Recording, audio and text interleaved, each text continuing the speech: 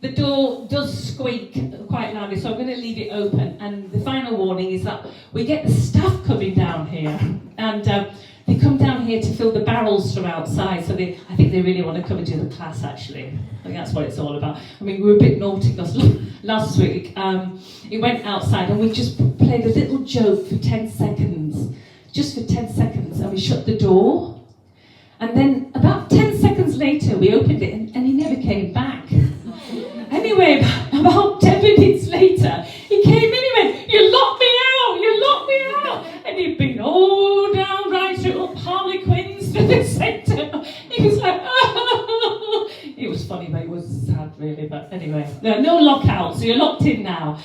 So without further ado, I'm going to ask you to start to put your hands together, please. And welcome our first performer for this evening. Exeter, all the way from Exeter. I'm going to put some music on for us, so just bear with me while we do the technical side. So 3, can you all stop clapping, please? Clapping for Linda!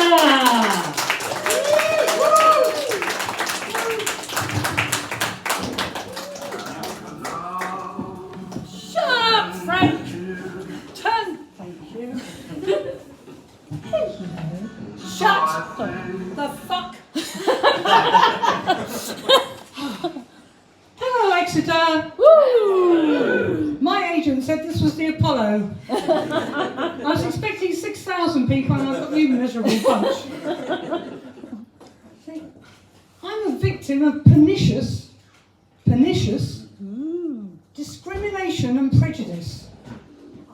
Now, what are you thinking? You think I'm white? Once upon a time heterosexual woman? I'm not disabled. Why am I being victimised and discriminated against? Well, it's because, you ready? I'm old. Aww. People see the cardigan. Oh, bloody hell. Stupid old woman. What's she got to say? So, it's coming off.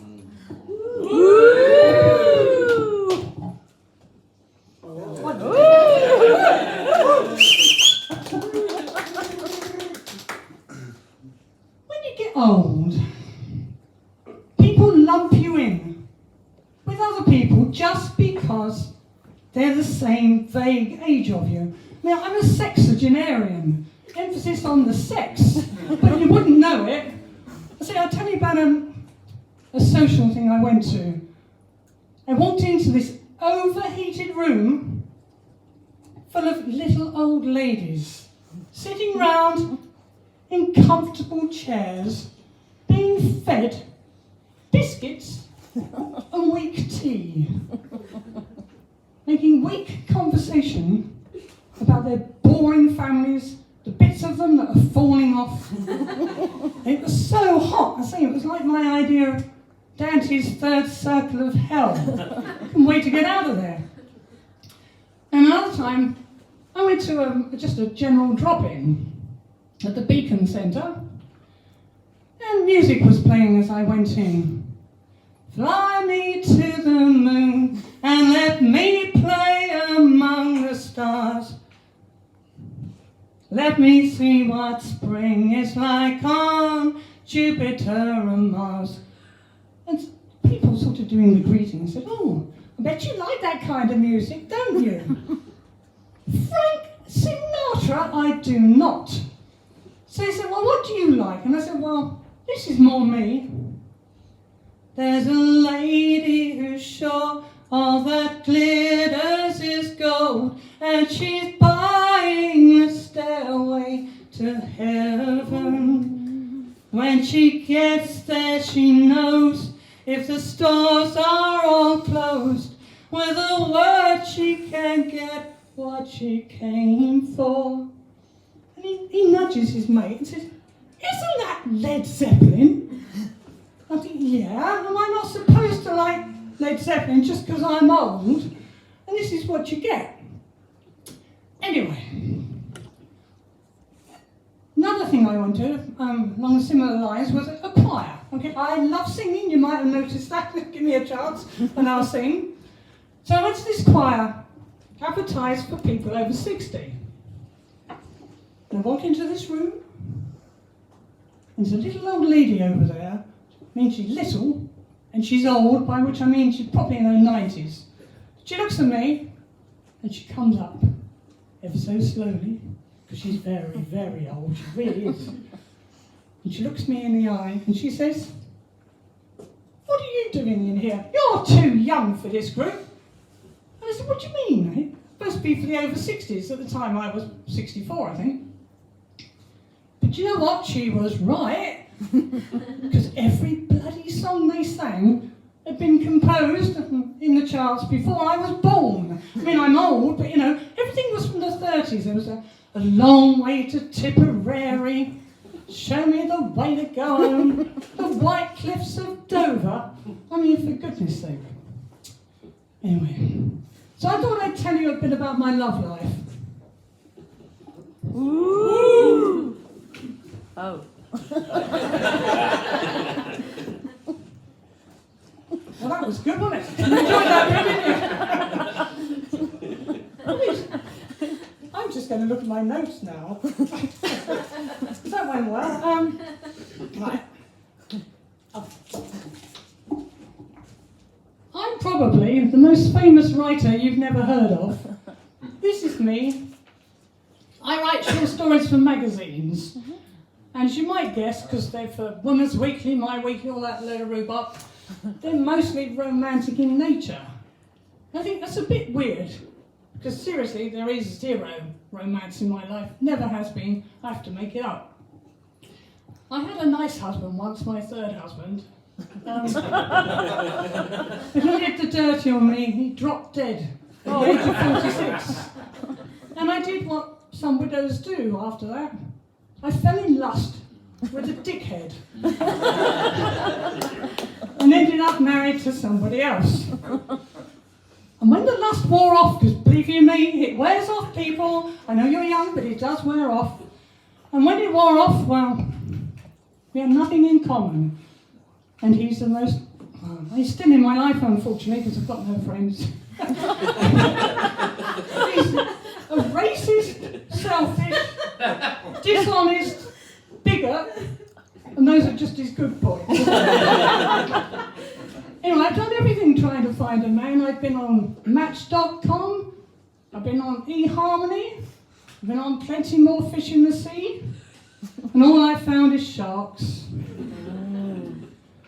I met a couple of people, but one of them turned up. I got all posh. I mean, I like to wear a dress. I'm a girly girl. So I got dressed up, and he turns up in this really grubby old sweatshirt. And then he says, "Oh, we're going to go out for a walk."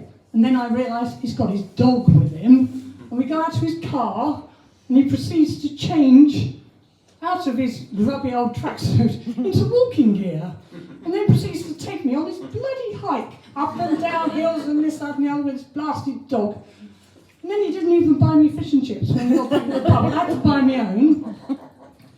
And then I got chatting to some people on Match.com, and one of them were getting along all right. You know, we'd exchange messages and things. And we got round to the situation where, you know, do you want to meet up? Well, yeah, I do want to meet up.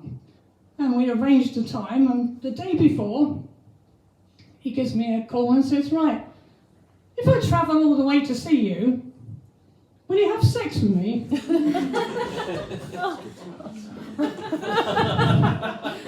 So I hope you can imagine what I said to him. And it wasn't yes, of course I can. You know, I wouldn't have minded so much if he was coming from somewhere like Edinburgh. He was coming from Taunton.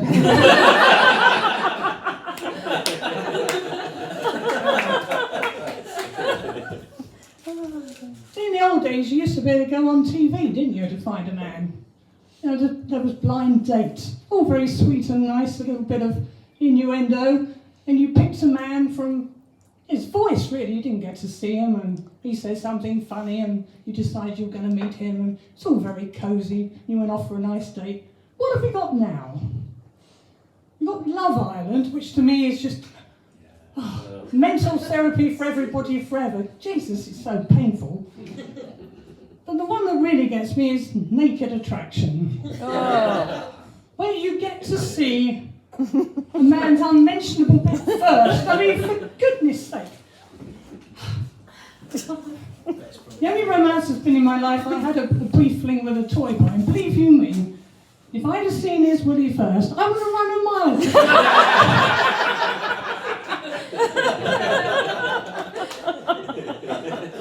He was hung like a dinosaur, and I'm not